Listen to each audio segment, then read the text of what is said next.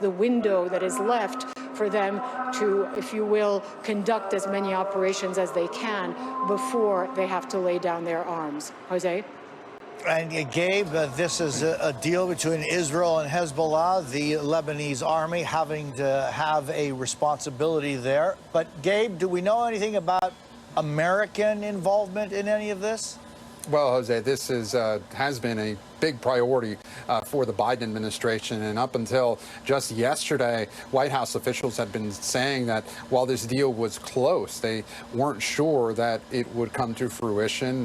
Nothing was done until everything was done is the refrain here. But Secretary of State Antony Blinken is overseas right now in Italy. We do not know if he will speak about this later on today. But again, as you mentioned, this still needs to be approved by the Israeli Security Cabinet, then the full cabinet. But we do understand, according to a senior U.S. official, that it does have Prime Minister Netanyahu's endorsement. Now, a key breakthrough here, Jose, according to that senior U.S. official, was that Hezbollah dropped its demand that there be a ceasefire deal in Gaza before it would negotiate. Now, some of the hostage families tell NBC News that they are upset that this ceasefire deal with Hezbollah does not include Gaza at all, but the hope is that it might isolate Hamas a bit and perhaps decrease Hamas's leverage at this point. But there's still a lot of questions about what this all means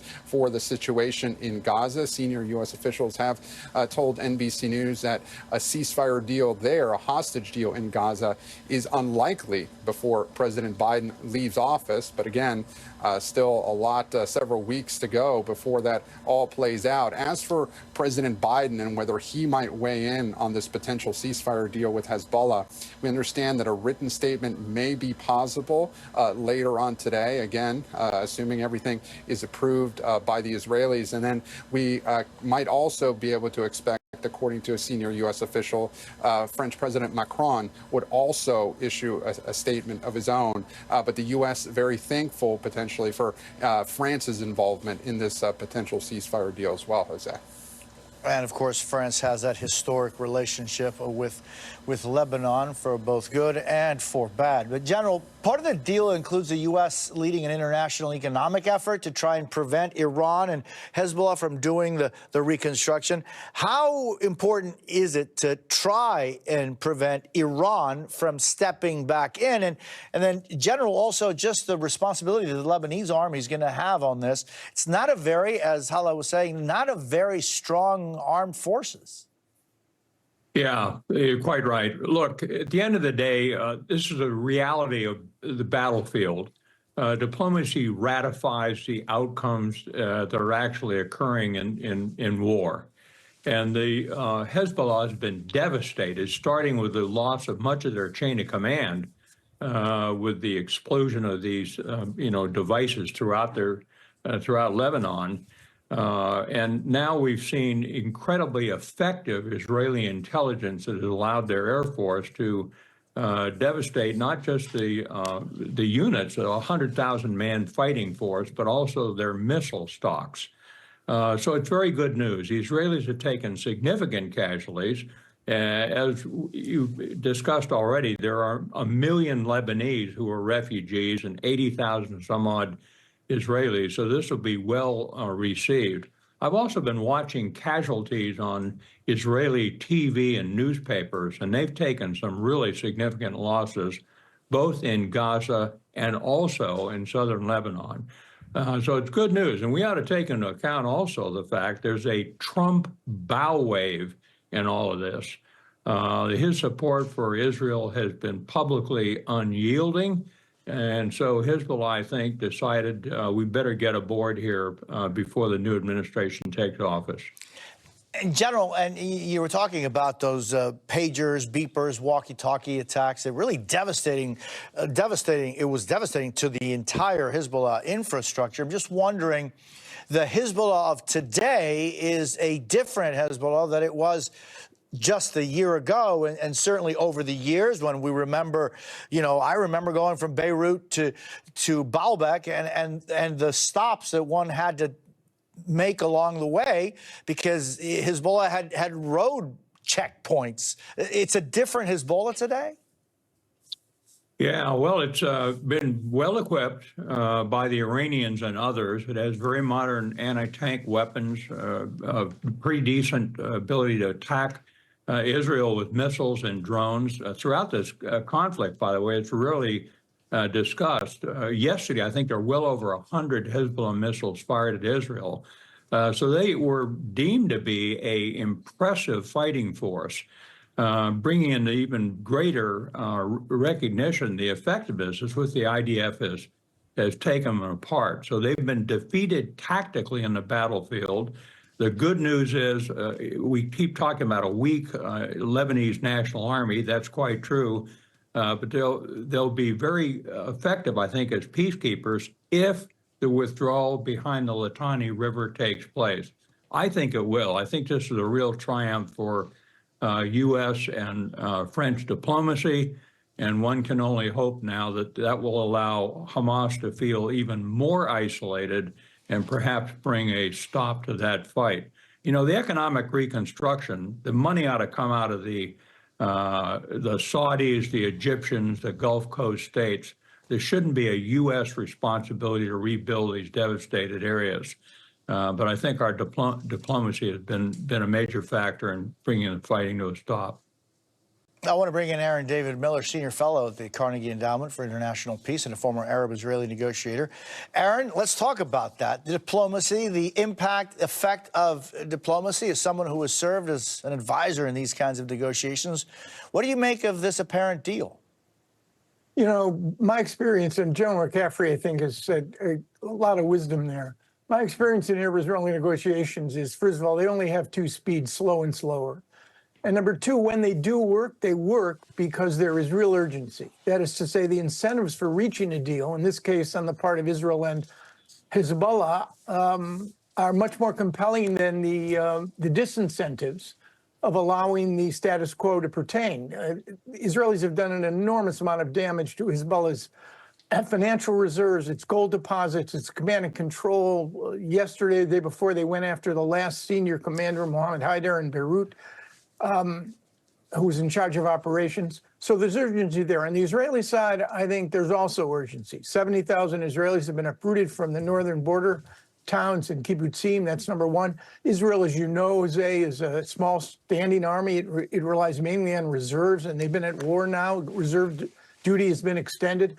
And frankly, for an Israeli prime minister for whom politics is everything and staying in power is everything, this is a lot easier deal to do than Gaza. With Gaza, it's Palestinians, it's hostages, it's Israeli withdrawal, it's the return of large numbers of Palestinian prisoners who've either been convicted or charged with killing Israelis. So a lot of urgency. And I suspect, even though nobody ever lost money betting against Arab-Israeli peace agreements, this one may take a little while longer today or tomorrow. This one, I think, will be set into motion. Whether it will endure, another matter.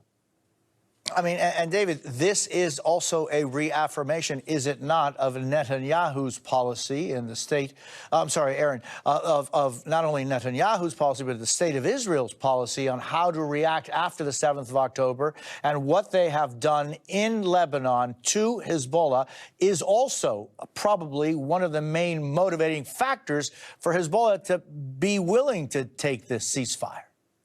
No doubt. And I guess the core question would be for the diplomats is whether or not Israeli escalation dominance in in Gaza, in Lebanon, and even with Iran will lead over the next several months to de-escalation. You know, the president-elect here may well prove to be a very lucky man when it comes to this region, because he's inheriting these three conflicts at a time when the parties, frankly, have more reason to de-escalate than to escalate. And a lot of that, frankly, it's hard for many to admit, is a consequence of Israeli military escalation and dominance, clearly in Lebanon and also in Gaza, although the frightening loss of life among Palestinians, the suffering of the hostages and their families makes this also an acute humanitarian issue as well.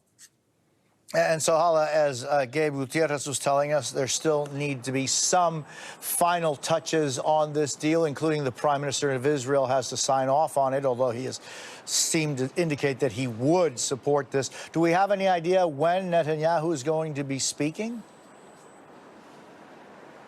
We understand he'll be speaking at 8 p.m. local. This is just came into us now, which is 1 p.m. Eastern time in the United States.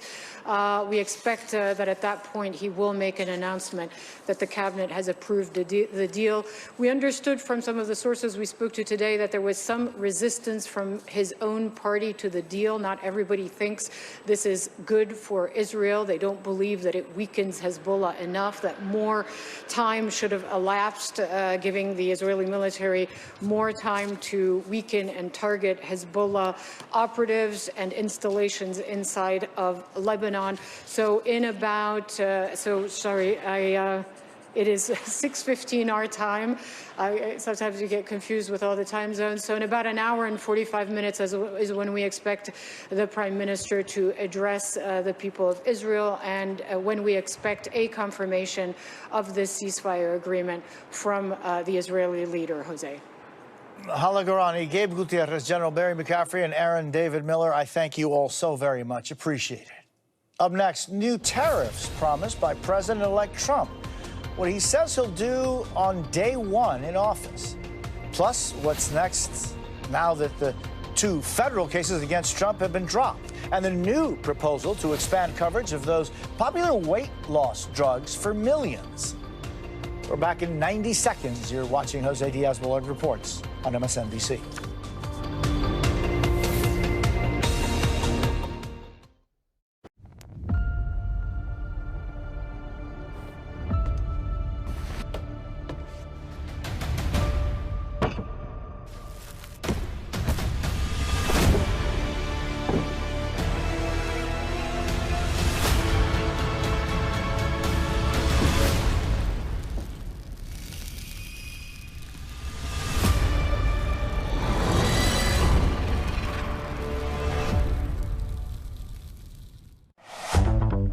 Hey everybody, it's Bobby Flay. I'm working with Green Pan, the pioneers of healthy non-stick, to create my new collection.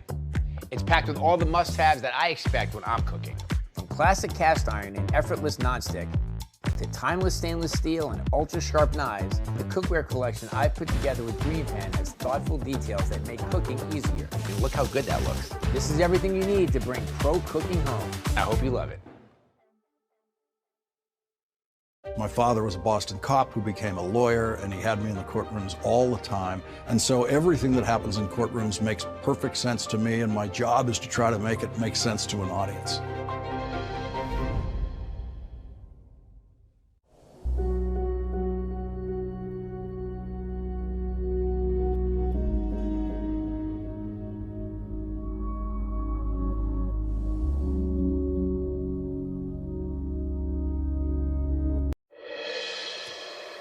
$15 past the hour. Now to a move that could have a big impact on trade and your wallet. President-elect Donald Trump vowing that on his first day in office, he will impose a 25% tariff on all products coming into the U.S. from Canada and Mexico. He also says there will be an additional 10% tariff on products from China, many of which already have tariffs on them. Trump is framing this as a response to the fentanyl crisis and the situation at the southern and northern borders. Mexico and Canada are